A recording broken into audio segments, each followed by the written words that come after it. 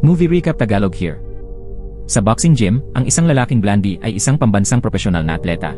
Napakabangis at napakadelikado ng kanyang mga galaw kaya't natakot at nagsitakbuhan ang mga sparring partners. Sa ilalim ng matinding presyon mula sa lalaking blondie, agad na itinuro ng trainer ang isang janitor. Nang makita ito, ipinakita ng blondie ang kanyang panglalait.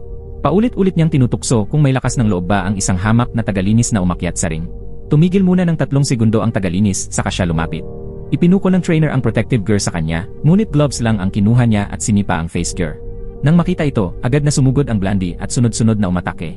Sabik siya dahil matagal na mula nang may huling pumayag na pasuntok sa kanya. Sa una, tinaas lamang ng lalaki ang kanyang mga kamay para ipagtanggol ang sarili. Ngunit nang makita niya ang kahinaan ng kalaban, agad siyang bumato ng isang suntok direkta sa blondie. Tumahimik ang buong gym, naghihintay kung sino ang mananalo. Bigla na lang napasigaw sa sakit ang blondie. Nabali ang kanyang braso dahil sa lalaki. Nang makita ito ng amo ng gym, agad niyang sinermunan ang binata. Sinabihan niya ang coach na agad tanggalin ang binata sa trabaho dahil nasaktan ang kanyang manlalaro. Bagamat walang kasalanan ang binata, tinanggap niya ito ng walang reklamo upang hindi na lumala pa ang sitwasyon.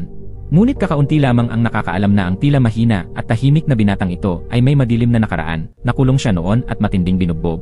Nagsimula ang lahat noong si Wusol ay nasa paaralan pa. Isa siyang mabait, mahinahon at masipag na estudyante. Tahimik ang kanyang buhay, ngunit iginagalang siya ng lahat. Hanggang sa isang araw, dumating ang bagong estudyanteng si Shock Chan. Ipinakilala siya ng guro bilang pambansang kampiyon sa boxing sa paaralan. Namangha ang buong klase. Tanging si Wusol lamang ang nakaramdam ng kaba. Pagkaalis ng guro, agad na nakipagbasagan ng mukha si Shock Chan sa ilang pasaway sa klase para ipakitang siya ang bagong boss. Pagkatapos, agad niyang hinarap si Wusol at binugbog ito. Sinubukan ng class president na pigilan siya pero sinampa lang siya ni Shock Chan. Nakiusap si Wusol na itigil na ni Shock Chan ang pambubugbog, ngunit pinagpatuloy pa rin nito ang pananakit. Lumabas na si Wusol pala ay 3 taon nang binubuli ni Shock Chan noong nasa middle school pa sila. Kaya takot siya rito. Nang bumagsak si Wusol sa sahig at nawawalan ng malay, napansin niya ang isang ballpen. Automatiko niya itong dinampot para lumaban. Ngunit patuloy pa rin sa panlalait si Shock Chan at tinawag pa si Wusol para saktan siya. Hindi inaasahan, nabaliw si Wusol at sinaksak siya sa mata. Napatulala at natakot ang buong klase. Tinakpan ni Shock Chan ang kanyang mukha at napaiyak sa sakit. Dahil nagdulot si Wusol ng permanenteng pinsala kay Shock Chan, hindi itinuturing na self-defense ang kanyang ginawa. Nahatulan si Wusol ng 3 taong pagkakakulong dahil sa sinadyang pananakit. Sa mga hikbi ng kanyang ina, tuluyang nawala ang maliwanag na kinabukasan ng isang mabuting estudyante mula noong araw na yon. Sa bus na maghahatid sa kanila sa Bahay Pag-asa, may isang lalaking nakaupo sa pinakahuling hanay pero iniiwasan siya ng lahat. Nakuha ng iba ang dapat sanang upuan ni Wusol, kaya napilitan siyang umupo sa tabi ng nakakatakot na lalaki. Nang tumingin ito sa kanya, agad na umiwas ng tingin si Wusol sa takot. Pagdating nila sa Bahay Pag-asa, kinuha ang kanilang mga gamit at pinasuot sila ng uniforme ng bilanggo. Si Yunmin, na kanina'y nakipag-agawan pa ng upuan kay Wusol, ay biglang nagtanong kung anong kaso ang kinakaharap niya. Nang marinig nilang tangkang pagpatay ang sagot ni Wusol, agad itong kinabahan at humingi ng tawad sa nangyari kanina. Ngunit sinabi ni Yunmin na halos pareho lang din ang kaso niya. Nang ipakilala nila ang kanilang sarili sa mga nakatatanda sa selda, nalaman ng lahat na si Yunmin pala ay nakulong lang dahil sa simpleng pagnanakaw. Tinuruan naman sila ni Wusol at Yunmin ng buzzcut na lalaki tungkol sa mga patakaran sa loob ng kulungan. Sa loob, may sistemang sinusunod at tanging kamao ang batayan ng katayuan ng isang tao. Kung hindi marunong lumaban, mas mabuting manahimik. Hanggat maaari, huwag hayaan na mapansin ng iba. Hati ang bilangguan sa 2 paksyon. Ang una ay ang bagong tatag na grupo ni Sangyob, isang dating pambansang atleta ng judo. Ang ikalawa ay pinamumunuan ni Wonjun, isang lalaking may malahiganteng katawan. May isa pang personalidad, si Sungyong. Maliit siya at pandak pero napakalakas ng kanyang mga binti. Para na rin itong maliit na lipunan ang bilangguan. Lahat ay gustong maging pinuno anuman ang paraan. Kamakailan lang, nagtulungan sina Wonjun at Sungyong sa isang plano. Nagpanggap silang binugbog sila ni Sangyob upang makakuha ng isang pakete ng sigarilyo. Dahil dito, ikinulong si Sangyob sa solitary confinement habang sina Wonjun at Sungyong ay malayang umaasta bilang mga big brother. Ngunit may isang karakter na hindi kabilang sa kahit anong paksyon at walang naglalakas loob na lumapit sa kanya. Minsan pa nga, kahit sabay-sabay ang tatlo ay hindi siya kayang labanan, si Duyon, ang lalaking katabi ni Wusol sa bus kanina. Lumabas na si Duyon ay dating kilala sa mundo ng martial arts sa Korea. Siya ang pinakabatang kampiyon ng MMA sa buong mundo. Noong araw ng trahedya, kakagaling lang ni Duyon sa ring at may dala siyang prestihiyosong medalya. Masaya niyang tinawagan ang kanyang ina at nakababatang kapatid upang magbalita. Nangako siyang magdiriwang sila bilang pamilya sa kanyang pag-uwi. Ngunit pagkabukas niya ng pinto, bigla siyang binalot ng matinding dalamhati. Nasa mesa pa ang birthday cake, ngunit ang buong bahay ay nabalot ng dugo.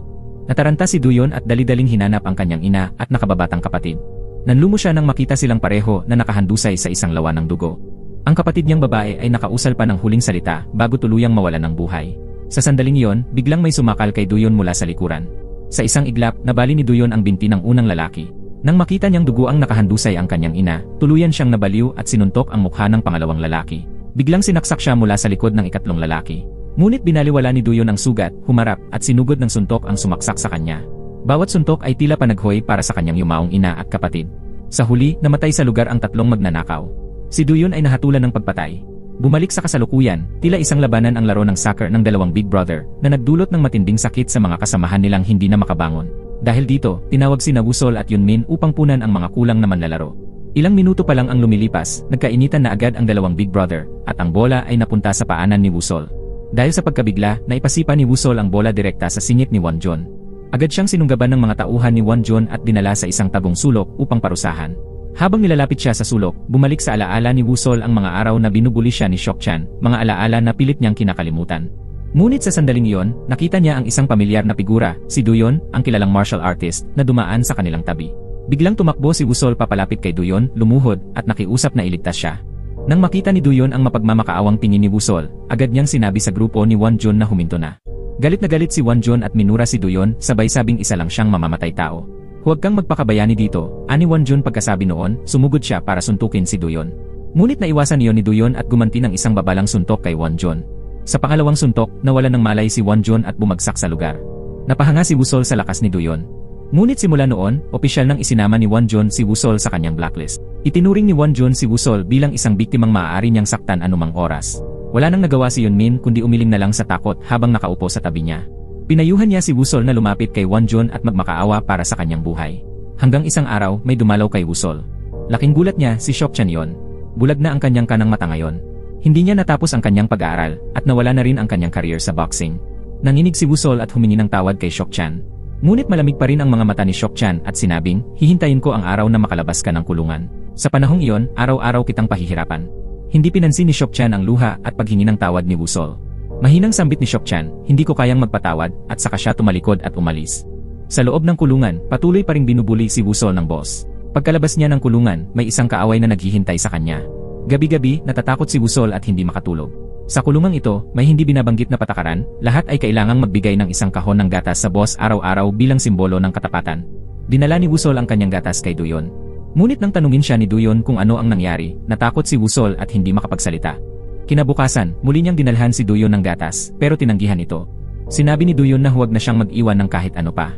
Tumakbo si Wusol papalapit sa kanya, at buong tapang na nagtanong kung pwede ba siyang turuan ni Duyon ng martial arts. Gusto rin ni Wusol na maging isang malakas na tao tulad ni Duyon. Agad tumanggi si Duyon dahil natatakot siyang baka maghiganti si Wusol at gumawa ng masama. Ngunit ipinaliwanag ni Wusol na ang tanging nais niya ay isang mapayapang buhay. Dati, ang gusto lang niya ay tumakbo palayo dahil ayaw niyang masaktan. Noon, ang alam lang ni Wusol ay yumuko at sumunod sa mga nambubuli sa kanya. Madalas niyang sisihin ang sarili dahil mahirap siya at walang silbi. Iniisip niyang baka pagkakamali ang kanyang pagkakaroon ng buhay.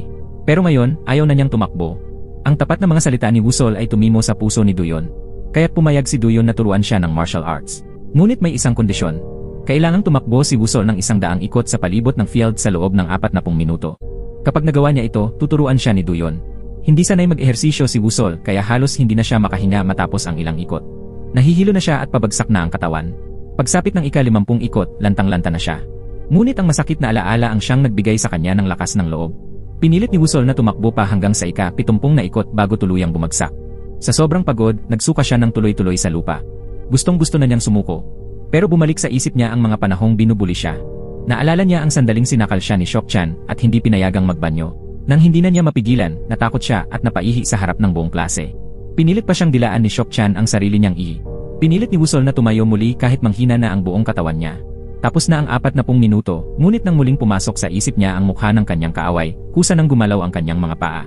Para bang ang kanyang katawan ay ginagabayan ng matinding galit mula sa nakaraan. Natapos ni Wusol ang huling ikot bago tuluyang gumuho sa mga bisig ni Duyon. Kalaunan, dahil sa magandang relasyon ni Duyon sa tagapamahala ng kulungan, inilipat si Wusol sa parehong selda ni Duyon. Pagkikita nila, pinagawa agad siya ni Duyon ng physical test. Ngunit nang makita ni Duyon ang mali-maling push-up ni Wusol, napabuntong hininga ito sa pagkadismaya. Talagang kapos ang pisikal na performance ni Wusol. Nakagawa lamang siya ng 21 push-up, 32 sit-up, at ni hindi makagawa ng kahit isang pull-up. Kaya't pinagawa siya ni Duyon ng dagdag na isang push-up bawat araw simula bukas. Kung hindi niya magagawa, kailangan niyang mag-empake at bumalik sa dati niyang silid. Nagngit-ngit si Wusol at buong lakas na sinubukang hilahin ang sarili sa bar. Sa wakas, nagawa niya ang isang pull-up. Dito nagsimula ang opisyal at matinding pagsasanay ni Wusol. Sa mga unang araw, bumabagsak na siya pagkatapos lamang ng ilang push-up. Wala siyang lakas sa pagsuntok at pagsipa. Pero sa ilalim ng mahigpit na pagtuturo ni Duyon, walang tigil na nagsanay si Wusol araw-araw. Kahit anong panahon, patuloy siyang nagsanay. Unti-unting nagkaroon ng lakas ang kanyang mga suntok.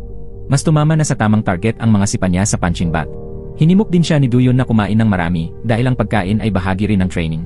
Sa simula, pinagtatawanan siya ng mga kapwa preso habang siya'y nagsasanay. Ngunit di nagtagal, nagsimulang lumitaw ang mga muscle ni Wusol. Lumakas ang kanyang mga braso at binti. Ang kanyang mga kamao ay nagkaroon na ng bilis at lakas. Agad namang sinundan ito ng panibagong level ng training. Sa mga pagsasanay sa pagtanggap ng suntok, bawat tama at bawat pagkalugmok ay hakbang patungo sa pag-unlad. Unti-unti, ang dating mahina at takot na si Wusol ay nagiging isang tunay na mandirigma. Sa gabi, kahit patay na ang mga ilaw sa kulungan habang siya ay tumatakbo, patuloy pa rin ang kanyang pagsasanay. Kapag nakatapos siya ng 1,000 suntok, saka lamang siya lumilingon at makikita niyang nakatulog na si Duyon. Ginising niya ito at sinabing tapos na siya sa pagsasanay. Ngunit dahil hindi nasaksihan ni Duyon, hindi ito binilang. Kaya pinasimulan siyang muli ni Duyon. Samantala, si Shock-chan ay naglalakad sa kalsada nang biglang bumusina ng malakas ang isang sasakyan sa likod niya, pero hindi siya tumabi. Naiinis ang mga gangster sa loob at minura siya. Walang sinabi si Shock-chan, bagkus ay sumugod siya at sinipa ang side mirror ng sasakyan. Nagalit ang dalawang lalaki at gustong bugbugin siya. Pero binugbog ni Shock-chan ang dalawa hanggang hindi na sila makatayo. Nagkataong nadaanan ng gang-boss na si Taisik ang eksenang iyon at namangha sa galing ni Shock-chan. Kaya't inimbitahan niya itong sumali sa kanyang grupo. Ngunit tumanggi si Shock-chan. Nang napansin ni Taisik na bulag ang kanang mata ni Shock-chan, sinabi niya na sa bilang ng 3 ay sasapakin niya ang kaliwang bahagi ng mukha nito. At ginawa niya. Sa isang suntok, bumagsak si Shock-chan sa lupa. Muli siyang inalok ni Taisik na sumali sa kanyang grupo at nangakong tutulungan siyang maging mas malakas pa kaysa ngayon. Samantala, sa loob ng kulungan, nag-aaral at nagsasagawa ng squats si Wusol. Lumapit si Yunmin at nagtanong kung nagsasanay ba siya para labanan si Wonjun, ngunit itinanggi ito ni Wusol at sinabing gusto lang talaga niyang maging mas malakas. Ngunit may dalang masamang balita si Yunmin, malapit nang mailipat si Duyon sa isang bilangguan para sa matatanda. Lumalabas na kapag ang isang preso ay umabot na sa edad na 23, kailangang ilipat ito sa adult prison. Ang tanging sinabi ni Duyon kay Wusol ay mas magpursige pa sa pagsasanay dahil kaunti na lang ang oras niya sa kulungan na yon. Kinahapunan, nakita ni Wusol na inaapi si Yunmin kaya't agad siyang sumugod para pigilan ito. Naisa nang bugbugin ng mga lalaki si Wusol pero hindi nila inaasahang iba na siya kaysa dati. Gayunpaman, sapat lamang ang ginawa ni Wusol upang iligtas ang kanyang kaibigan. Kalaunan, ipinatawag si Wusol sa paggawaan ng kahoy ng mga tauhan ni Wonjun. Hinarap ni Wusol si Wonjun. Buong pasensya siyang humingi ng tawad sa pananakit sa mga tauhan ni Wonjun. Ipinaliwanag ni Wusol na ang lalaki ang unang nanakit sa kanyang kaibigan.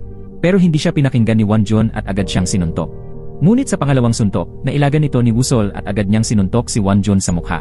Dito nagsimula ang matinding laban sa gitna mismo ng wood workshop. Napakalakas ni Wonjun, bawat suntok niya ay tila maso na tumatama sa mukha at sikmura ni Wusol. Pagkatapos ay inihagis niya si Wusol sa sahig na nagdulot ng matinding sakit. Pero hindi sumuko si Wusol, pinilit niyang tumayo at ipagpatuloy ang laban. Unti-unti siyang nakasabay sa galaw at nasipa niya si Wonjun sa ulo. Ngunit tila walang epekto iyon kay Wonjun. Pagkatapos ay hinablot siya nito at inihagis muli na parang punching bag. Lalong naging agresibo si Wonjun. Habang hindi sapat ang lakas ng mga suntok ni Wusol, naitulak siya sa dingding at sunod-sunod na pinagsusuntok sa mukha. Ngunit pilit pa ring tumayo si Wusol at tinanggap ang isa pang suntok sa mukha upang mahawakan si Wonjun. Sa kanya ibinuhos ang lahat ng natitirang lakas at inundayan ng headbutt sa mukha si Wonjun, dahilan para ito'y bumagsak. Hindi nag-aksaya ng kahit isang segundo, sumugod si Wusol upang muling umatake kay Wonjun, ngunit biglang dumating si Duyon at pinigilan siya. Matigas ang tingin ni Duyon, tila sinasabi nito na sapat na ang lahat. Samantala, si Shock-chan ay naging isang bayarang mandirigma. Tapat na siyang tauhan ng boss na si Taisik. Matapos talunin ni Wusol si Wonjun, ipinagpatuloy niya ang masigasig na pagsasanay araw-araw sa ilalim ng mahigpit na paggabay ni Duyon. Ngayong araw, mas marami siyang nakakain kaysa dati at nakipag-sparring pa siya kay Duyon. Ngunit halatang hindi niya ibinibigay ang lahat ng kanyang lakas. Dahil dito, nainis si Duyon at sinabing sa laban, kailangang isagad ang lahat. Ngunit sa susunod na sparring nila, tumigil pa rin ang kamao ni Wusol sa harap ni Duyon. Pinayuhan siya ni Duyon na huwag maging malambot dahil sa oras na inisip mong panalo ka na at nagpahinga, doon ka pinakamasasaktan. Ito rin ang naging huling sesyon ng kanilang pagsasanay. Malapit nang mailipat si Duyon sa kulungan ng mga matatanda. Pinuri niya si Wusol sa kanyang pinakamatibay na katangian, ang kanyang tibay ng loob at kakayahang magtiis ng tuyong pagsasanay. Tinanong siya ni Duyon, kilala mo ba ang mga pating? Walang swim bladder ang mga pating kaya't kapag huminto sila sa paglangoy kahit sandali, lumulubog sila. Pinayuhan ni Duyon si Wusol na mamuhay gaya ng isang pating, huwag kailanman huminto sa paglangoy. Ngumiti lang ang dalawa sa isa't isa at nagpaalam. Pagkaalis ni Duyon, ipinagpatuloy ni Wusol ang kanyang pagsasanay. Tahimik siyang nagsikap araw-araw, gaya ng isang maliit na pating na natututo kung paano huwag lumubog. Samantala, ang isang dating kasama ni Wusol sa kulungan ay kalalaya pa lamang. Ngayon, siya na ay tauhan ni Shok-chan. Ikinukwento niya kay Shok-chan kung paano sinanay ni Duyon si Wusol upang maging isang pating. Akala niya magagalit si Shok-chan sa narinig. Pero umisi lang si Shok-chan at sinabing, ituloy mo lang. Sa panahong ito, hinarap naman ni Wusol ang hamon ni Sungyong. Ang matatalo ay kailangang sumunod sa nanalo habang sila'y nasa kulungan. Hindi interesado si Wusol sa katayuan o kapangyarihan. Handa siyang lumaban basta't titigil si Sungyong sa pang-aapi sa mahihina. Ngunit hindi pumayag si Sungyong at sinipa siya. Binigyan siya nito ng 5 araw para pag-isipan ang laban. Pagbalik ni Wusol sa lumang selda, nadatnan niya si Sangyob na kalalabas pa lang mula sa solitary confinement. Tinanong siya ni Sangyob kung gusto ba niyang palitan ang kanyang pwesto. Sumagot si Wusol na wala siyang interes. Laking gulat ni Sangyob dahil kumakalat ang chismis sa kulungan na sabik si Wusol sa pakikipaglaban. Lumipas ang 5 araw at hindi na maiiwasan ang laban nila ni Sungyong. Sa mga oras na yon, muling dumalaw si Shok-chan kay Wusol. May kasama siyang tauhan na agad niyang pinilipit ang mga daliri bilang pananakot. Sinabi ni Shok-chan na sabik na siyang dumating ang araw na makalaya si Wusol. Ngunit sa pagkakataong ito, hindi na nanginig ang mga kamay ni Wusol. Hindi na siya umiwas o yumuko. Habang naghihintay, inakala ni Sungyong na hindi darating si Wusol. Kaya't bumaling siya kay Sangyob at tinukso ito. Ngunit sinabi ni Sangyob, bakit kailangang laging makipaglaban? Kahit naging basura tayo noon, hindi ibig sabihin na habang buhay tayong mamumuhay na parang basura. Bago pa man matapos si Sangyob sa pagsasalita, dumating si Wusol. Wala nang maraming salita, agad na sumugod si Sungyong at umatake. Mabilis ang mga paa ng lalaking ito. Sunod-sunod niyang sinipa si Wusol na tanging depensa lang ang nagawa. Sa isang pagkakataon, nahawakan ni Wusol ang binti nito at sinipa siya pabalik, dahilan para tumilapon si Sungyong. Agad siyang pinatungan ni Wusol at sinuntok ito ng sunod-sunod. Ngunit hindi inaasahan, nakaganti si Sungyong. Binuhat niya si Wusol at ibinagsak sa lupa. Muling sinipa ni Sungyong si Wusol sa mukha. Inakala ng lahat na tapos na ang laban. Ngunit unti-unting tumayo si Wusol habang nanghihina. Sa larangan ng pakikipaglaban, hindi pa siya maituturing na isang tunay na master. Ngunit kapalit nito, may taglay si Wusol na kakaibang kakayahan sa pagtanggap ng mga suntok. Nablock niya ang sipa ni Sungyong. Pagkatapos ay sunod-sunod niyang pinagsusuntok ang mga hita nito. Naipit si Sungyong sa sariling mga paa at wala siyang magawa. Kaya napasigaw siya sa sakit. Sa huli, tumalon si Wusol at sinakal si Sungyong. Napakatindi ng pagkakalop ng mga binti niya kaya hindi na makawala si Sungyong. Nang inig sa takot ang mga nanonood, inakala nilang may mamamatay. Doon lang bumitaw si Wusol nang dumating ang warden. Bilang parusa, itinapon si Wusol sa solitary confinement. Ngunit kahit mag-isa, patuloy pa rin siyang nagsanay dahil ang totoong laban ay nasa hinaharap pa. Pagkatapos ng laban na yon, napagtanto ng mga maton sa kulungan na unti-unti nang nagiging isang tunay na pating si Wusol. Kung gusto nilang mamuhay ng mapayapa kasama si Wusol, mas mabuting huwag na silang manggulo. Kaya tuluyang tumigil ang mga away. Naging tahimik at kakaiba ang kulungan. Lalong humanga si Yunmin kay Wusol dahil inakala ng lahat na matatalo siya. Pero nagpatuloy si Wusol hanggang sa huli at hindi sumuko. Sina Sungyong at Wonjun ay naging parang tunay na magkakapatid na nila Wusol. Dahil sa magandang asal at rehabilitasyon, pinalaya si Wusol ng mas maaga. Humingi siya ng pahintulot sa warden na mabisita ang lugar kung saan siya huling nagsanay kasama si Guro Duyon. Tahimik na nagpasalamat si Wusol kay Duyon at sa mga di malilimutang araw sa lugar na yon. Lumabas si Wusol ng kulungan suot ang kanyang uniforme sa paaralan. Hindi pa siya nakakalayo nang biglang lumitaw ang kanyang dating kaaway. Nagsimula na ang laban ng buhay o kamatayan nina Wusol at Shok-chan. Pagkasimula pa lang, inupakan agad si Wusol na parang punching bag sa ngayon, naging isang malakas at kilalang siga na si Shok-chan. Habang binubugbog si Wusol, inasar pa niya ito, ang nanay mo, lumapit sa akin at nagmakaawa parang aso. Nang makabawi si Wusol ng unang suntok, tila nabaliw si Shok-chan at sunod-sunod na siyang pinagsusuntok. Pagkatapos ay tinapos niya si Wusol gamit ang isang malakas na tuhod at isang suntok na buong puwersa. Pero habang nakalugmok si Wusol, naalala niya ang sinabi ni Duyon na ang mga pating ay kailanman hindi tumitigil sa paglangoy. Kaya tumayo muli si Wusol at muling umatake kay Shok-chan. Bumitaw si Wusol ng spiral punch, ang teknik na itinuro sa kanya ni Duyon bilang panlaban. Bulag na ang kaliwang mata ni Shok-chan. Matapos tamaan ng suntok na yon, nagwala siya at sumugod, pero sinipa siya ni Wusol at napabagsak. Sa puntong ito, parehong wala ng lakas ang dalawa. Naging laban ito ng kung sino ang mas matibay ang loob at katawan. Sunod-sunod na palitan ng suntok ang nangyari. Ngunit ang determinasyon ni Shok-chan ay hindi na umabot sa tibay ni Wusol. Sa huli, napilitan si Shok-chan na sumuko. Tahimik na lumakad palayo si Wusol, iniwan si Shok-chan na galit na galit. Pagkatapos makabawi ng lakas, ang unang ginawa ni Wusol ay dalawin si Duyon sa kulungan. Tuwang-tuwa si Duyon nang makita ang kanyang estudyante. Pero tinanong siya ni Wusol kung kailanman ba'y nakakita na siya ng pating sa totoong buhay. Nahihiyang sumagot si Duyon na sa TV lang niya ito nakita. Nagpunta si Wusol sa aquarium para makita mismo ang mga pating. Doon niya natuklasan na halos hindi naman pabalik-balik lumangoy ang mga pating. Noon, sinabi ni Duyon na tuloy-tuloy kung lumangoy ang mga pating. Kahit natutulog daw, lumalangoy pa rin sila pabalik-balik. Pero napansin ni Wusol na mas maayos siyang nakakapagpahinga kapag nagpapahinga talaga. Napahiya si Duyon. Sa sandaling iyon, natawa na lang siya sa sarili niyang pagkakamali. Lumipas ang 6 na buwan mula nang makipaglaban si Wusol kay Shock-chan. Hindi naging madali ang buhay niya matapos makalaya sa kulungan. Ang mga taong may record ng krimen katulad niya ay kadalasang tinitingnan ng masama. Si Wusol at ang kanyang mga kaibigan mula sa kulungan ay nagtutulungan para makaraos. Patuloy pa rin sa pagsasanay si Wusol. Si Sung-yong ay may negosyo sa pizza. Si Won-jun ay nagtatrabaho sa construction habang nag-aaral para sa final exam, layuning makapasok sa universidad. Si Sang-yob naman ay sabik sa dati niyang trabaho, kaya bumalik siya sa gym. Nangako ang lahat na kahit sila ay may mga kasalanan sa nakaraan, hinding-hindi nila isusuko ang kanilang mga pangarap. Iiwan nila ang nakaraan at sabay-sabay silang haharap sa kinabukasan. Pumunta si Wusol sa kulungan para dalawin si Duyon. Ikinuwento niyang kakapasok lang niya bilang trabahador sa isang gym.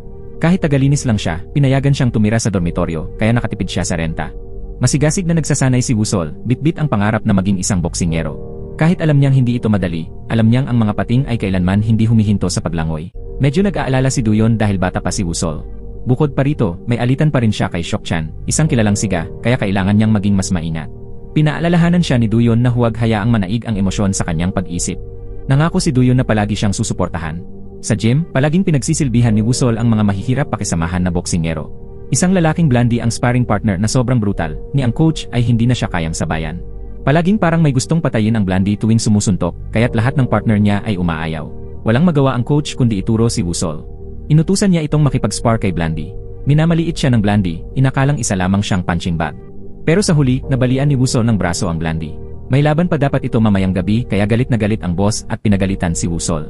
Kaagad niyang inutusan si Sang-yob na paalisin si Wusol sa trabaho. Ang totoo, ang blondie ay kalahok sa isang illegal na labanang tinatawag na FAG. Ang mga laban ay live-streamed sa isang private app kung saan pwedeng tumaya ang mga manonood. Ilan lang sa mga VIP ang inimbitahang manood ng personal. Tapos na ang unang laban at magsisimula na ang opisyal na laban ngayong gabi kasama ang number 1 fighter ng FAG, si Blondie. Ang hamon ay manggagaling sa maskuladong si Jung-yeon, ngunit dahil nasaktan ang kamay ng Blondie, bigla itong naglahong parang bula. Agad tumakbo ang staff para sabihan ng boss, inanunsyo ng system na isang special fighter ang papalit sa Blondie para sa laban ngayong gabi. Muling nagbagsakan ng taya ang lahat mula sa simula. Bago ianunsyo ang bagong manlalaban, ipinahayag ng system na 10 beses ang balik ng kahit anong taya. Nagsimulang manginig si Jung-yeon dahil hindi niya alam kung sino ang kanyang makakalaban. Sa wakas, ipinakita na ang misteryosong manlalaban. Laking gulat ng lahat, si Tae-sik pala ito, ang boss ng illegal na labanang ito, at ang nakatatandang kapatid na kumuha kay Shock-chan. Mukhang napakalakas ng chairman kaya't nabahala ang mga tumaya kay Jung-yeon. Sa puntong ito, inanunsyo ng system ang isang espesyal na patakaran para sa patas na laban. Kailangan lang ni Jung-yeon na tumagal ng 30 segundo para manalo. Gayunman, karamihan pa rin ng mga taya ay napunta kay Chairman Tae-sik. Sa wakas, lumabas si Tae-sik sa ring. Pinakalma pa niya si Jung-yeon, sinabing laro-laro lang daw ito. Pagkaumpisa pa lang ng laban, tinamaan na agad si Jung-yeon ng suntok sa tagiliran.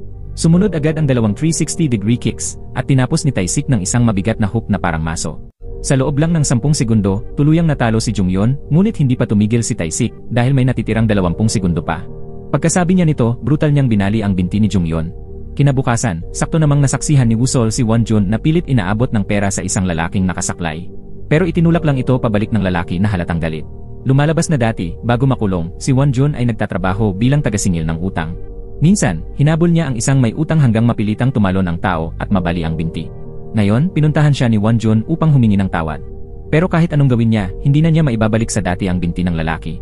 Sa araw na ito, may tagpuan sina Wusol at mga dating kasama. Si Sang-yob lang ang hindi nakadalo dahil abala ito. Medyo malungkot si Won-jun, pero dahil sa masayahing pag-ugali ni Wusol, gumaan ang kanyang pakiramdam. Pagkakita pa lang, agad na nagtalo sina Sung-yong at Won-jun. Ang dahilan, buong araw na nasa restaurant si Won-jun pero hindi nagbayad kay Sung-yong. Habang nagtatalo sila, ibinunyag ni Sung-yong na may napakagandang nakababatang kapatid na babae si Won-jun. Pagkatapos ay tinanong nilang dalawa si Wusol kung sino sa kanila ang mas gwapo. Hindi alam ni Wusol kung ano ang isasagot nang biglang dumating si Guro Ji-hee. Si Ji-hee ay kababata ni Wusol. Siya na ngayon ang tutor ni Won-jun para sa kanyang graduation exam. Habang abala pa sa pag-uusap ang dalawa, isang lagok lang ay ininom na ni Ji-hee ang laman ng kanyang baso. Sa huli, masaya silang nag-toast na 4. Kinalaunan, napansin ni Sung-yong na kakaiba ang titig ni Wusol kay Ji-hee, parang malalim ang iniisip. Sa sandaling iyon, biglang huminto ang sasakyan ni Tae-sik at mayabang na tumawid sa kalsada papunta sa tindahan ni Sung-yong. Dumating si Tae-sik upang hanapin si Wusol at hamunin ito sa isang laban. 3 oras bago iyon, ipinadala ni Tae-sik ang kanyang mga tauhan para hulihin ang Blondie, ang kanyang kasintahan, at ang manager, at dinala sila sa isang bangka. Pagdating ni Tae-sik sa silid, nakaluhod na ang 3. Makikita sa mga mukha ng lahat ang takot. Bugbog sarado ang Blondie. Pagkakita pa lang nila sa boss, nanginig na agad sa takot ang 3. Si Kang Yun ang pinaka-pinagkakatiwalaang tauhan ni Tae-sik. Ipinag-ulat ni Kang Yun na tumakas daw ang Blandy dahil nasugatan ang kanyang pulsuhan at hindi siya makalaban. Tinanong ni Taisik kung sino ang gumawa nun sa pulsuhan ng Blandy. Sumagot ang Blandy na ang gumawa nun ay isang janitor sa gym na ang pangalan ay Wusol. Nagulat si Taisik dahil hindi raw manlalaban ang taong iyon kundi isang tagalinis lang. Sinabi ni Taisik na huwag mag-alala ang Blandy dahil siya na ang bahala sa laban ngayong araw. Masayang nangakong hindi na mauulit ng Blandy, pero ang sabi ni Taisik wala nang next time. Pagkatapos ay tinanong niya ang Blandy kung sino ang mas pinagkakatiwalaan niya sa dalawa, kung kanino niya ipagkakatiwala ang kanyang buhay, sa kasintahan niya o sa kanyang manager. Pinili ng Blandy ang manager dahil magkapatid daw sila. Nataranta ang manager sa likod niya at nagsabing magpinsan lang sila. Sinabi ni Taisik na kung makakayanan ng manager na hindi sumigaw sa loob ng 10 segundo, patatawarin niya ang Blandy. Pero wala pang 5 segundo, napasigaw agad sa sakit ang manager. Nataranta ang Blandy at nakiusap na huwag siyang patayin, pero itinapon pa rin silang tatlo sa ilog. Naiulat ng tauhan ni Taisik na ang janitor na nanakit sa Blandy ay siya ring bumulag kay Shock Chan. Alam din ni Taisik na nagtangkang maghiganti si Shock Chan sa kulungan pero natalo. Kaya agad siyang pumunta kay Wusol. Inimbitahan agad ni Taisik si Wusol na lumaban sa kanyang underground arena. Katatapos lang magtrabaho ni Jihi nang tawagan siya ni Wusol. Sinabi ni Wusol na i-text siya ni Jihi pag-uwi. Tinukso ni Jihi si Wusol, sinabing parang nobyo kung umasta. Bigla namang may buntis na babae na nahulog ang bag. Dali-daling tumakbo si Jihi para tumulong. Nang makita ito ng buntis, pinakiusapan siya na buhatin ang bag papunta sa kotse. Sa oras ding yon, muling nanigarilyo ang buntis at tinanong siya kung siya si Jihi. Bago pa man makareact si Jihi, tinakpan na ang kanyang bibig ng isang lalaki. Direkta siyang isinakay sa sasakyan ng isang mental hospital. Isinara ang club sa araw na yon. Kaya sinamantala ni Wusol ang pagkakataon para mag-ensayo kasama si Sangyob. Naroon din sina Wonjun at Sungyong upang manood. Lumalabas na mahigit 1 oras na palang nag-ensayo sina Wusol at Sangyob. Napabulala sina Wonjun at Sungyong, sinabing talagang naging ganap na si Wusol. Dahil sa kanya, natuto silang mamuhay ng matino. Samantala sa loob ng sasakyan, tinanggal ni Shion, ang babaeng nagpanggap na buntis, ang kanyang peking tiyan at inutusan ang kanyang tauhan na talian ang mga paa ni Jihi. Kinuha ni Jihi ang fire extinguisher at hinampas ito sa mukha ng lalaki bago sinubukang buksan ang pinto. Sa kasamaang palad, bago pa man siya makatakas, tinadyakan siya ni Shion hanggang mawalan ng malay. Pagkatapos ng ensayo, nadatnan ni Wusol sina Wonjun at Sungyong na naghihintay sa kanya. Kaya tinanong ni Wusol kung bakit naroon ang dalawa. Baka raw nalugi na ang tindahan ni Sungyong. Nagalit si Sungyong dahil puro masama lang daw ang sinasabi ni Wusol. Bago pa siya matapos magsalita, tumakbo si Sangyob at tinanong kung kamusta na ang tindahan ni Sungyong. Sa sandaling iyon, nakatanggap ng tawag si Wusol mula kay Jihi. Pagkabukas niya ng screen, tiniglang ni Jihi ang narinig niya, sigaw ng takot at pagkataranta. Agad siyang tumawag pabalik pero walang sumagot. Naalala agad ni Wusol ang usapan nila ni Taisik. Gusto ni Taisik na magtrabaho si Wusol para sa kanya. Kung gusto raw ni Wusol na ipagpatuloy ang karera niya sa sports, kahit may record siya bilang kriminal, si Taisik lang ang makakatulong sa kanya. Matatag na tumanggi si Wusol. Sinabi niyang hindi siya interesado at siya ang magpapasya ng landas ng kanyang buhay. May isang kalbong lalaki ang bumusina at sinigawan si Taisik dahil sa maling pagmamaneho. Bigla na lang itong pinatumba ni Taisik. Nakita ni Taisik si Jihi na nag-aalala at nataranta para sa kalbo, kaya ngumiti siya at tinanong kung nobya ba siya ni Wusol. Doon na hinala ni Wusol na si Taisik na ang dumukot kay Jihi. Pupunta na sana si Wusol kay Taisik pero pinigilan siya ni Wonjun. Pinayuhan siya ni Wonjun na magpakahinahon dahil kung mag-isa siyang pupunta ngayon, baka mahulog lang siya sa bitag ni Taisik. Tumawag si Sungyong sa pulis pero sinabi ng mga ito na kulang pa ang impormasyon kaya hindi sila pwedeng makialam. Biglang tumunog ang cellphone ni Wusol. Isang text lang ang natanggap niya, may ilang salitang nagsasabing sa construction site. Kaya dali-daling nagtungo ang grupo sa construction site gamit ang truck ng tindahan ni Sungyong. Nagkanya-kanyang hanap sila kay Jihi pero hindi siya makita. Biglang napansin ni Wusol ang susi ng kotse ni Jihi sa isang maliit na tubig. Tinawagan niya ulit ito at narinig niya ang tunog ng bell mula sa loob ng isang abandonadong bahay. Walang pag-aalinlangan, tumakbo si Wusol papasok. Sa mga oras na yon, binabantayan si Jihi ng dalawang malalaking lalaki. Nang makita niyang pilit lumalaban si Jihi sa isang lalaking gustong saktan siya, biglang dumating si Wusol. Agad niyang inatake at pinatumba ang dalawang lalaki. Mabilis niyang kinalagan si Jihi pero sinabi nitong tumakas na siya. Bago pa man makareact si Wusol, dumating ang isang grupo ng mga siga na may dalang mga pamalo. Huling dumating si Shion. Ipinahiwatig ni Shion sa kanyang mga tauhan na umatake na. Kasabay nito, kinuha niya ang kanyang telepono at nagulat sa boss. Pero sa ulat, 2 lang daw ang nakita sa 4. Hindi raw nakita ang 2 pa. Kaya nag-utos si Taisik na sapat na raw kung 3 ang mahuli. Kinaladkad si Wusol at ang iba pa papasok sa sasakyan. Sina Sungyong at Sangyob ay natanaw lamang ang konvoy na mabilis na paalis. Agad silang sumakay sa kotse at hinabol ito. Samantala, tinorture ng mga siga sina Wusol gamit ang electric baton hanggang mawalan sila ng malay. Pagkagising niya, natagpuan ni Wusol ang sarili niyang mahigpit na nakatali sa isang upuan. Sa harap niya ay si Taisik, ang boss. Ang unang tinanong niya kay Taisik ay kung nasaan ang kaibigan niya. Hindi sumagot si Taisik, bagkus ay magalang na tinanong kung kamusta raw ang pakiramdam ni Wusol. Hindi na siya nakapagtimpi at muling tinanong kung nasaan ang kaibigan niya. Bigla na lang itinutok ni Taisik ang isang kutsilyo sa liig ni Wusol at tinanong kung alam ba niya kung paano sinasanay ang mga bata sa Afrika na pumatay. Pinipiringan daw ang mga bata, binibigyan ng baril at pinapaputok ng walang tinitingnan. Pagkatapos lamang, kapag nakita na nila ang dugo at mga bangkay, saka pa lang sila natatakot. Mula noon, sumusunod na raw sila na parang aso. Gusto ni Taisik na maranasan ni Wusol ang ganoong sitwasyon. Gusto niyang piliin ni Wusol kung sino ang mamamatay. Kung sino man ang piliin niya, yun ang mamamatay, ang isa ay mabubuhay. Kung masyado raw mahirap, pwede na lang daw piliin ni Wusol kung sino ang gusto niyang iligtas. Nakiusap si Wusol kay Taisik na wala naman silang kasalanan at wala silang kinalaman dito, kaya pakiusap na pakawalan sila. Ngunit abala si Taisik kaya ibinigay ang utos kay Shion. Tinakot ni Shion si Wusol para lang malibang at sinabihan ang mga tauhan na kuhanan ito ng video. Binigyan ni Shion ng eksaktong 10 segundo si Wusol para magpasya at nagsimulang magbilang pababa. Nagpumigla si Wusol at nahulog sa sahig. Kahit anong pakiusap niya, walang nakinig. Kapag hindi siya pumili, parehong mamamatay ang dalawa. Natakot siya at tinanong si Jihi kung ano ang dapat niyang gawin. Natapos ang 10 segundo. Walang pag-aatubiling sinaksak ni Shion si Wonjun sa tiyan. Sinabi niya kay Wusol na tandaan ang sandaling ito. Pagkasabi niyon, muling sinaksak ni Shion si Wonjun pero hindi inaasahang napunit ng unang saksak ang tali. Agad na hinarang ni Wonjun ang pangalawang saksak at ibinagsak si Shion sa sahig. Pati ang tauhan na rumesbak ay natalo rin ni Wonjun sa mga oras na iyon. Umatake si Shion na may hawak pa ring kutsilyo, ngunit hinawakan ni Wonjun ang kutsilyo. Pagkatapos ay sinuntok niya si Shion ng malakas kaya lumipad ito at nawalan ng malay. Matapos iyon, agad na kinalagan ni Wonjun sina Jihi at Wusol. Nag-aalala si Wusol sa sugat ni Wonjun pero ang sagot lang nito ay, isang saksak lang yan, kayang-kaya ko to. Sabay-sabay silang tumakbo para makatakas. Pero parang maze ang taguan ng kalaban at maraming tauhan ang nagbabantay sa bawat daan. Nagising si Shion at agad pinindot ang alarm para ipahuli silang tatlo. Kaya napaligiran agad sila ng mga siga. Sina Wusol at Wonjun ay agad lumaban para makagawa ng daan paalis. Pero napakarami ng kalaban, kaya unti-unting nanghina ang dalawa. Paulit-ulit na sinuntok si Wonjun sa kanyang sugat habang si Wusol ay sinakal mula sa likod. Buti na lang at dumating si Jihi para iligtas sila, kaya nakatakas pa sila. Ngunit bago pa sila tuluyang makatakas, dumating na naman ang isa pang grupo ng mga siga.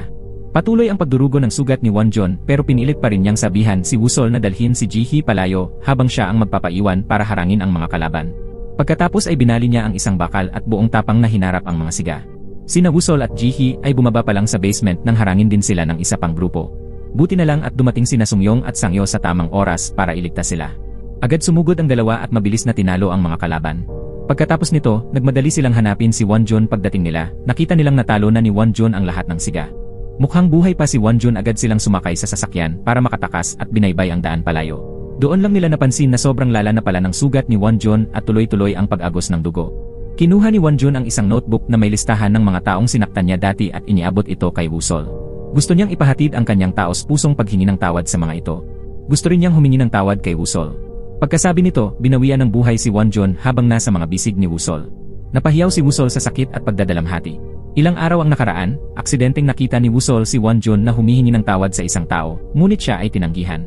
Pinatahan siya ni Wusol at binigyan ng kaunting lakas ng loob. Pagkatapos noon, ipinakita ni Wonjun ang isang notebook na may listahan ng 31 katao na nais niyang humingi ng tawad. Taos-puso raw ang kanyang pagsisisi, ngunit ang pagpapatawad ay nasa kamay pa rin ng mga ito. Sinabi ni Wusol na baka kailangan lang din nila ng panahon. Nang marinig ito ni Wonjun, nagpasalamat siya kay Wusol. Dahil kay Wusol, naging mas matapang siya. Biniro siya ni Wusol sa narinig niya, pero ngayon ay alaala na lamang ang lahat. Nakatayo si Wusol sa harap ng litrato ni Wonjun, punong-puno ng pagsisisi.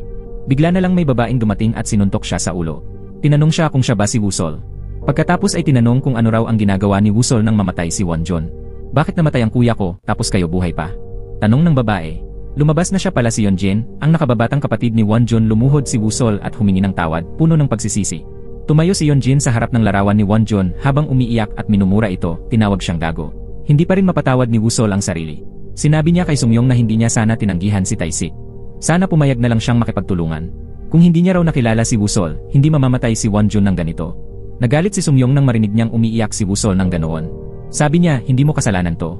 Si Wonjun mismo ang nagsabi na sa unang pagkakataon sa kanyang buhay, naramdaman niyang isa siyang tunay na tao dahil kay Wusol. Nag-aral si Wonjun para sa college entrance exam at humingi ng tawad sa mga taong binuli niya noon. Ngayon na ganito ang sinapit ni Wusol, paano pa raw matahimik si Wonjun sa kabilang buhay? Nakatayo si Yeonjin sa di kalayuan at narinig ang lahat. Marahil, naintindihan din niya ang malalim na ugnayan ng pagkakaibigan at pagiging parang magkapatid ni Wonjun at Wusol. Habang kausap ni Jihi ang kanyang ina sa telepono, may lalaking may peklat na biglang bumangga sa kanya. Dahil sa kutob, palihim niya itong sinundan. Lumabas na ang lalaki ay nakipagkita sa pulis na humahawak sa kaso ni Wonjun. Tinakot niya ang pulis at pinilit itong makinig sa isang tawag mula kay Kang Yun, isang tapat na tauhan ni Boss Taisik. Nagkasundo ang dalawa na pumili ng isang taong pagbubuntunan ng sisi sa buong kaso. Kapalit nito, makakatanggap ang pulis ng malaking halaga ng pera. Agad itong iniulat ni Ji-hee kina Sung-yong at Sang-yob. Doon nila napatunayang kakampingan ng kampo ni Taisik ang mga pulis. Sa mga oras din yon, dumating ang flower stand ng pakikiramay mula kay Taisik. Galit na sinira ni Sung-yong ang flower stand ni Taisik. Sabi niya, kung hindi nila makuha ang tulong ng pulis, sila na mismo ang kikilos. Pagkasabi nito, nagbanta siyang pupuntahan agad si Taisik. Sinubukan siyang pigilan ni Sang-yob pero nauwi lang ito sa matinding pagtatalo.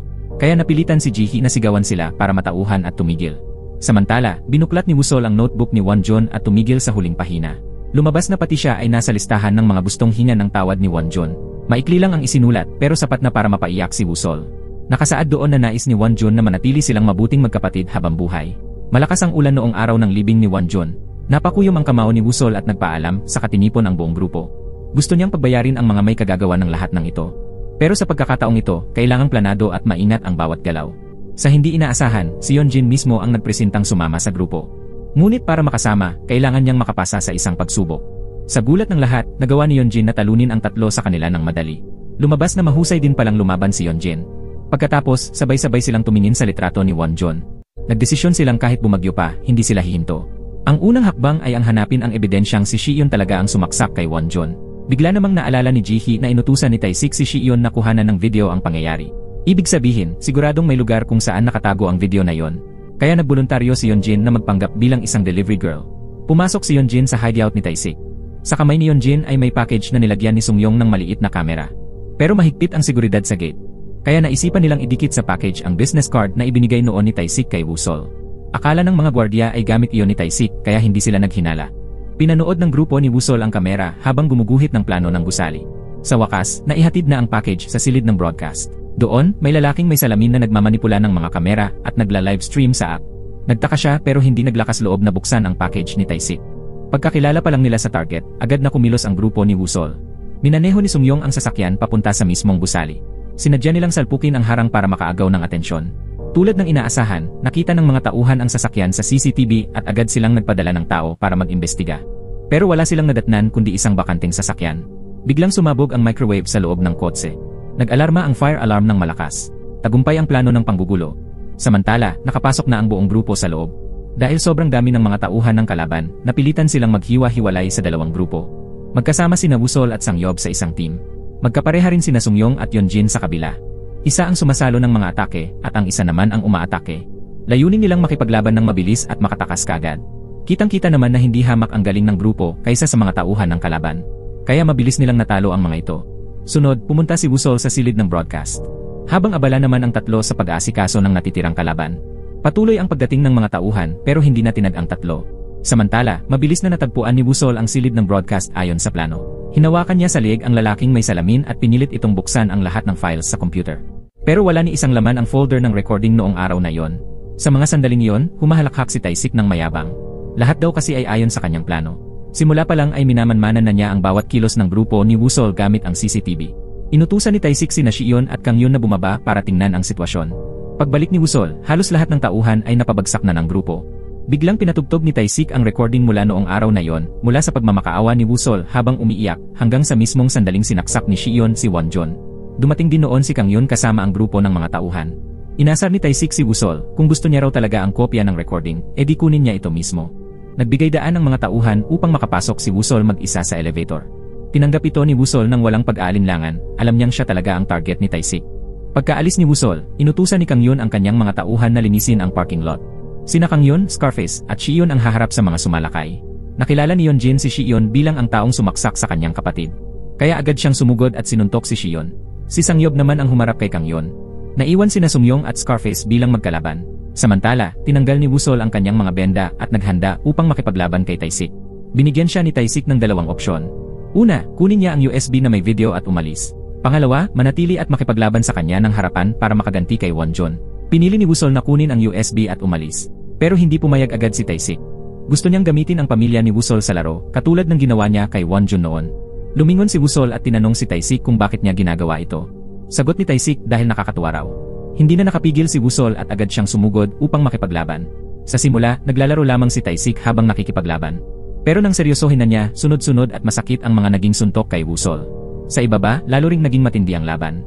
Hinugot ni Shion ang kutsilyo at ginagasgas ang mukha ni Yonjin. Galit na galit si Yonjin, tinadyakan ang kutsilyo palayo at hinablot ang buhok ni Shion upang bugbugin ito. Pagkatapos ay pinatumba niya si Shion gamit ang isang hook. Sina Kangyon at Sangyob naman ay nagtutunggali sa tibay ng katawan. Naging pabaya si Sungyong kaya nabali ang kanyang binti ng lalaking may peklat sa mukha. Sa taas, patuloy ang pagbubugbog ni Taisik kay Wusol. Kalmado siyang uminom ng alak at muling pinatugtog ang video upang lalong galitin si Wusol. Galit na galit si Wusol at muling sumugod, pero iyon talaga ang hinihintay ni Taisik. Sinaka ni Taisik si Wusol at pinilit siyang panoorin muli ang eksena ng pananaksak kay Wonjon. Halos sumuko na si Wusol, pero naalala niya ang matatag na diwa ni Wonjon kahit malubha na ang sugat nito. Nagising ang lakas ni Wusol, nagpumiglas at itinumba si Taisik sa sahig. Sunod-sunod na ang naging atake ni Wusol. Hinuli niya ang binti ni Taisik at tila babaliin ito, pero sa hindi inaasahang dahilan ay binitiwan niya ito. Sinamantala ni Taisik ang pagkakataon upang gumanti. Ngunit muli siyang pinatumba ni Wusol at sinuntok ng sunod-sunod. Nagpumiglas si Taisik at sinubukang lumaban muli. Ngunit pinaikutan siya ni Wusol mula sa likod at inihagis sa entablado na nagresulta sa pagkabasag ng salamin. Sa ibaba, pagkatapos talunin ni Yonjin si Shion, tumulong siya kay Sungyong upang harapin si Scarface. Ngunit hindi niya ito kinaya kaya nabali ang isa niyang braso. Mabuti na lang at sumaklolo si Sungyong na sinakal si Scarface mula sa likuran. Sinamantala ni Yonjin ang pagkakataon at sunod-sunod na pinukpok sa ulo si Scarface. Samantala, natalo na rin ni Sangyob si Kangyon. Sa kabila ng kanilang mga sugat, matagumpay nilang natapos ang kanilang misyon. Sa itaas, patuloy pa ring pilit bumabangon sina Taisik at Wusol. Ginamit nila ang lahat ng kanilang lakas ngunit ayaw pa ring tumigil. Nalock ni Wusol ang braso ni Taisik. Ayaw pakawalan ni Wusol si Taisik. Sa kabila ng pagpupumiglas nito, tuluyan niyang napadapa si Taisik sa sahig. Pagkatapos ay ginamit ni Wusol ang lahat ng lakas upang baliin ang braso ni Taisik. Napasigaw si Taisik sa matinding sakit. Galit siyang sumugod at tinangkang itulak si Wusol palabas ng bintana. Pero hindi inaasahan, nahawakan ni Wusol ang dingding. Habang si Taisik ay nahulog, pilit siyang hinila pabalik ni Wusol. Ngunit tumatawa lamang si Taisik at gustong bumitaw. Talagang gusto ni Wusol na maipaghiganti si Wonjon. Pero ayaw niyang maging mamamatay tao tulad ni Taisik. Kaya ginamit niya ang buong lakas upang hilahin ito paakyat. Tinakot ni Taisik si Wusol na pagsisisihan niyang hindi siya pinatay. Ngunit ang sagot ni Wusol, iba ako sayo. Umalis si Wusol at iniwang mag-isa si Taisik. Hindi nagtagal, inaresto si Taisik ng mga pulis. Kinasuhan siya ng pagpapatakbo ng iligal na pasugalan at kaugnayan sa pagkamatay ni Wonjon at 3 iba pa, ang manager, ang lalaking Blandy at ang kasintahan. Ginamit ni Wusol ang notebook ni Wonjon upang hanapin at humingi ng tawad sa mga nabiktima niya. Ang ilan ay pinatawad siya, ang iba naman ay hindi. Pero sa anumang paraan, natupad ni Wusol ang huling hiling ni Wonjon. Maingat niyang minarkahan ang bawat pangalan sa notebook. Pagtapos niya sa huling pahina, nakita niya ang sarili niyang pangalan at isinulat ang salitang, patawad. Sa sandaling iyon, dumating ang kanyang mga malalapit na kaibigan. Ngumiti silang lahat dahil tapos na ang lahat. Bumisita si Wusol sa kulungan upang makita si Doyon. Sa wakas, alam na ni Wusol kung ano ang gusto niya. Sa tuwing sumusuntok siya, nararamdaman niyang tunay siyang nabubuhay. At gusto niya ang pakiramdam na yon. Balang araw, magiging isang mahusay na mandirigma si Wusol tulad ni Doyon. At sa sandaling yon, gusto niyang makipaglaban kay Doyon. Ngumiti si Doyon at sinabing, kung gusto mong makipaglaban tulad ko, kailangan mong magsikap ng doble sa ginagawa mo ngayon. Hindi nagtagal, ginanap ang World Championship para sa mga rookie. Pangarap iyon ng buong grupo ni Wusol. Tulad ni Wonjon, kahit alam niyang baka hindi siya mapatawad, pinili pa rin niyang humingi ng tawad. Minsan, kahit alam nating hindi natin makukuha ang lahat ng gusto natin, kailangan pa rin nating gawin ito. Ngayon, hindi na nakikipaglaban si Wusol para lamang mabuhay. Nakikipaglaban siya para patunayan sa sarili na siya ay tunay na buhay. At dito nagtatapos ang pelikula. Maraming salamat sa panonood. Hanggang sa muli, paalam.